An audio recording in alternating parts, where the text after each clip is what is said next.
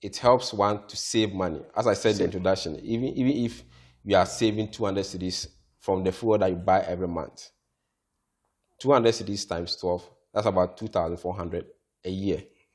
Now, if you multiply that by 10 years, that's 24,000. That's a lot of money. A lot of money. Yeah.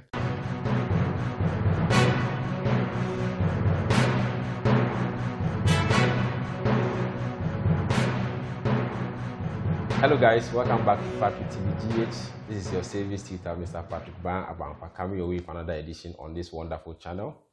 Today we are going to look at how we can conserve energy in times like this, where fuel prices are rising up on the international market and on the local pump stations. It's important that we learn some few tricks on how we can conserve energy. Even if you are saving, let's say, 100 cedis, 200 cedis a month from the conservation of fuel, I think that will go a long way to help you in building up and meeting your financial plan for the year 2022. But before we delve into that, we want to take a short commercial break from our sponsors, Pensions Alliance Trust, Adum City Estate, and BBH Microcredit. I'll be right back.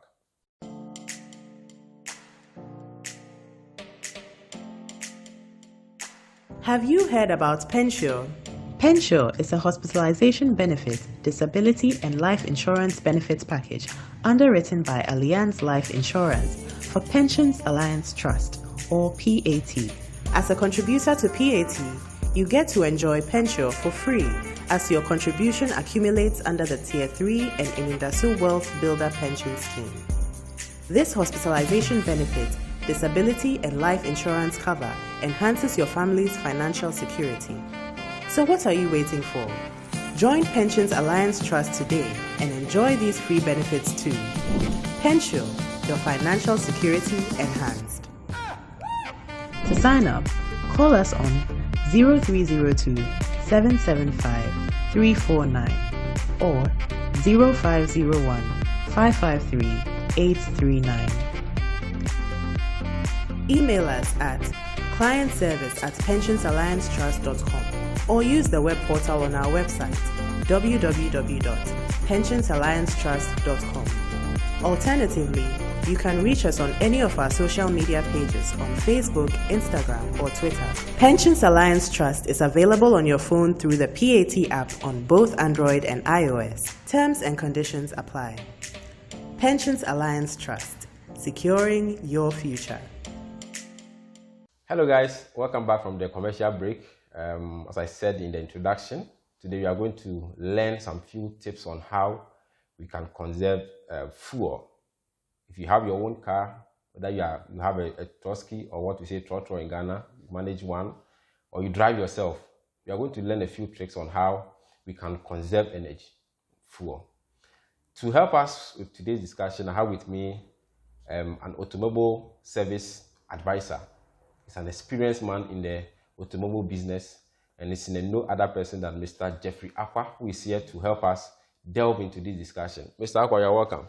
Thank you. It's been a long time. Thank you, Uncle Patrick. How is the family? Family is doing well. Okay, so today, as I said in the introduction, we are going to learn about fuel.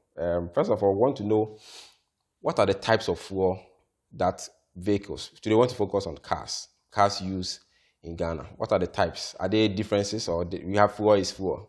Okay. Before we start, I would like to greet your wonderful listeners.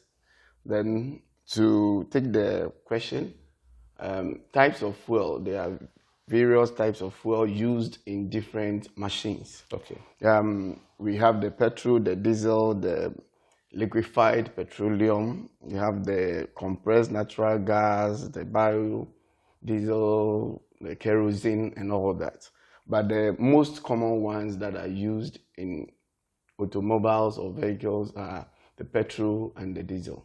Okay. So those ones are the ones that are commonly used. Now, they are used, this petrol, especially the gasoline, is used because of its advantages.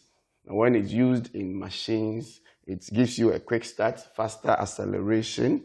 It gives you powerful, it's a powerful energy source. Okay.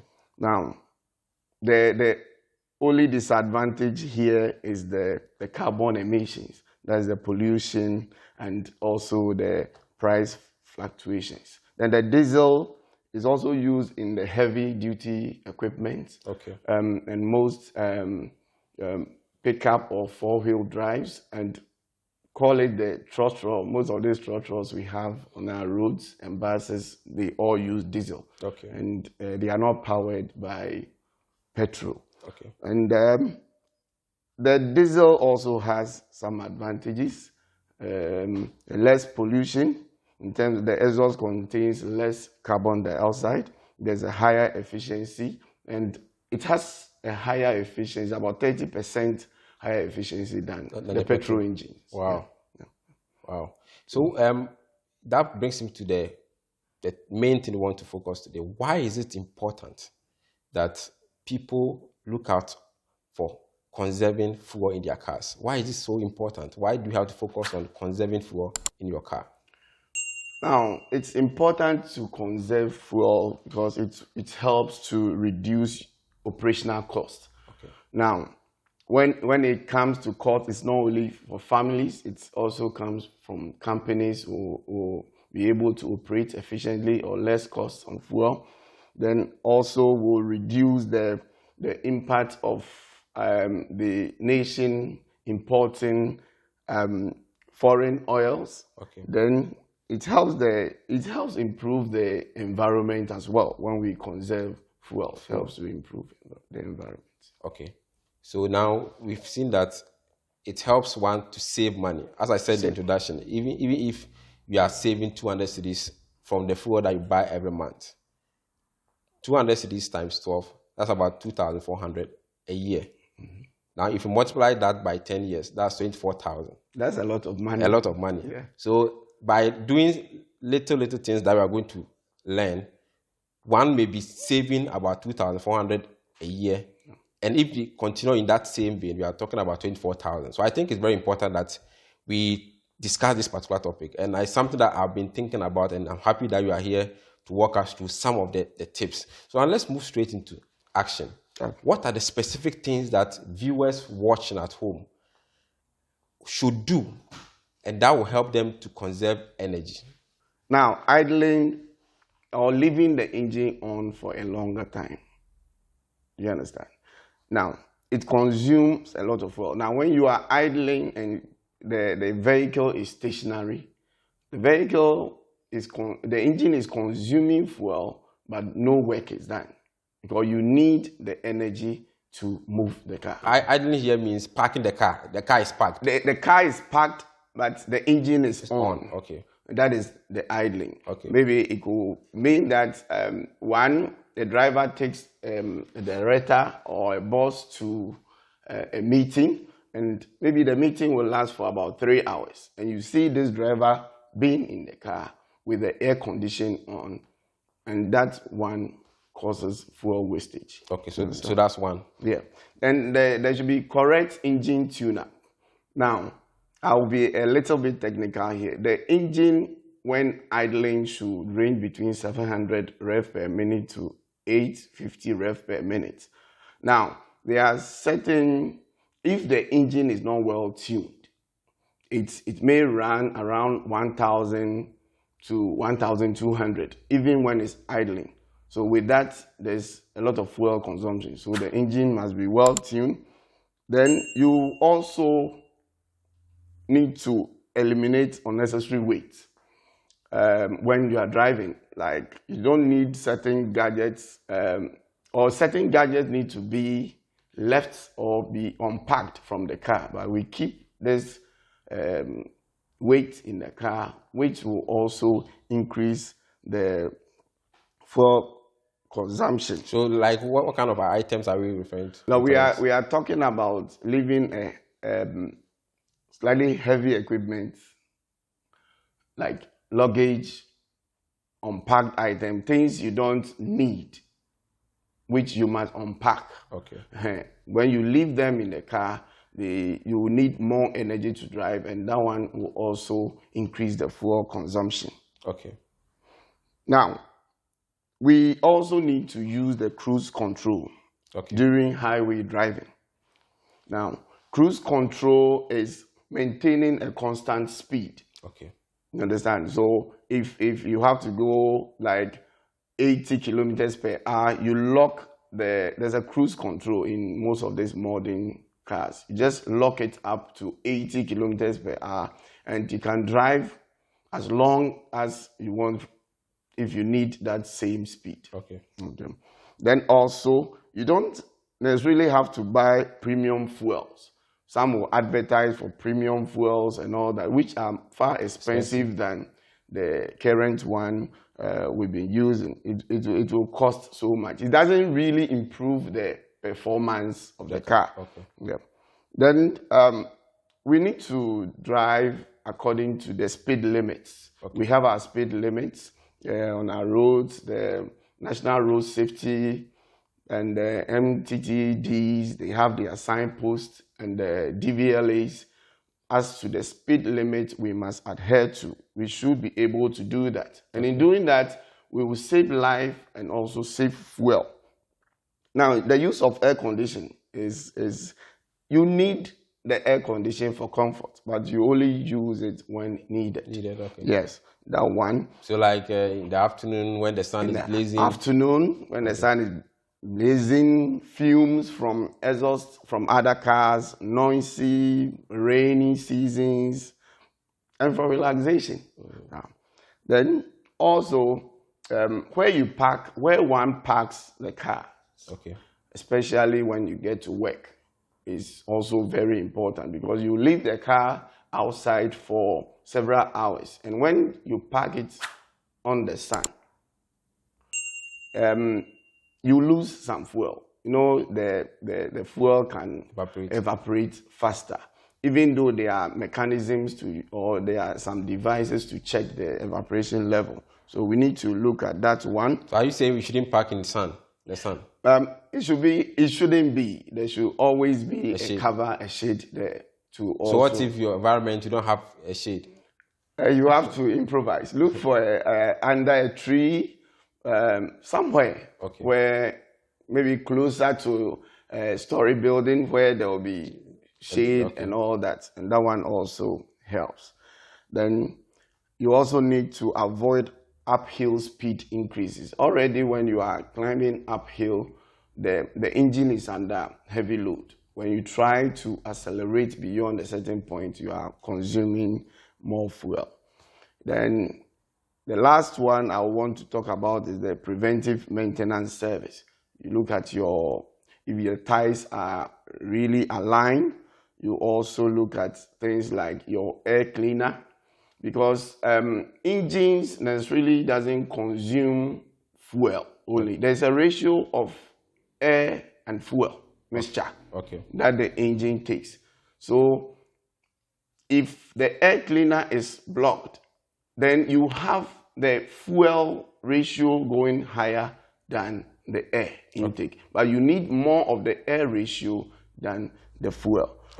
The correct grade of oil can also be used. The thicker the oil, the more fuel you consume for certain kind of cars. So you must check the kind of oil that is suitable for your car, then you go for it. So I'll rest. Okay, so as a follow-up to the tips you've mentioned, there have been some discussions that to also conserve fuel, you have to use a particular filling station or pump station, as we say it. So we all know there are pump stations around. Is it necessary that to conserve fuel, you have to maintain a particular pump station or filling station, or you can just be moving around filling station from one filling station to another at will? What's the best advice you give to people? Okay, with that aspect, I wouldn't say that there should be one particular station, because if you had to travel from region to region, I don't think you would get the same fuel station in that other part of the region. So I would say that nowadays all the fuel stations have updated their services. They are running well based on certain requirements, and we can purchase from any fuel station. But what people will normally look out for is the price.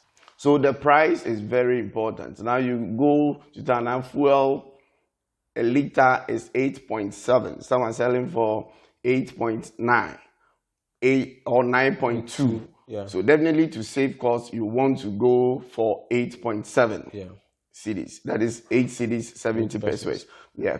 Then you need to look out for areas where the fuel stations must not be closer to waterlogged areas. Okay. Now, where the place looks a bit waterlogged, when it rains and there's a break in the tank, the underground tank, there's the likelihood that some water will get contaminated with the fuel, and that can also affect your engine when you buy from such places. So all fuel stations are good, but then those at the waterlogged areas, you must look out for it, which can damage your car. Okay, I've heard stories of people going to filling stations, for example, and their car is a petrol car, and by mistake, the attendant, filled it with diesel. What should a person do in that instance?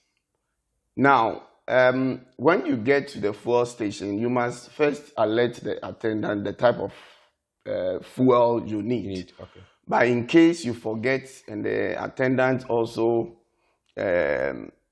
unknowingly fills your car with the wrong fuel, there and there you need not even to start the car. You need to park the car.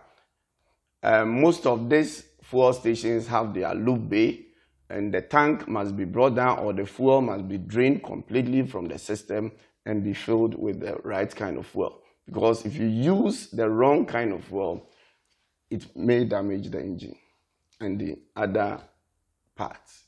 Okay. Thank you very much, Mr. Akwa. I think it has been a revealing session for our viewers. Thank you. And I'm sure from this video, people begin to see certain basic things that they need to do to conserve fuel. Because for me, I don't see why you should be wasting so much fuel when you can do a few things to reduce the cost. Yeah. What are the last things that you want to leave with our viewers as a form of advice on this particular topic? Okay. The last thing I want to say is the driving techniques. Let me end with that. Where you have a slope, you definitely need to accelerate because the car can travel about 3 kilometers without you accelerating. And in between drive, for those who use automatic, the D and the N is just a tap away. So most times you don't necessarily need to accelerate. You need to put it on neutral whilst the car gathers the momentum. Now, saving money, it cannot be likened to saving lives. So on our road, we need all drivers or car owners to ensure that they adhere to the speed limit to save lives and cost. That is what I want to say. Thank you very much, Mr. Akwa, for coming on Patrick TV GH. We are grateful for your time. Thank you. Viewers, Thank you. Today has been about learning to conserve fuel. If you are a driver, you own a car, it's important that you practice some of these steps that Mr. Akwa just shared with us. And I believe that in moving towards your financial plan, you need to learn to cut out waste. And one of the ways that you can cut out is fuel prices and fuel cost. If you have enjoyed our session today, kindly subscribe to our channel on YouTube. As you can see, the subscribe button beneath it. And we'll come your way another week with another educative session on this channel.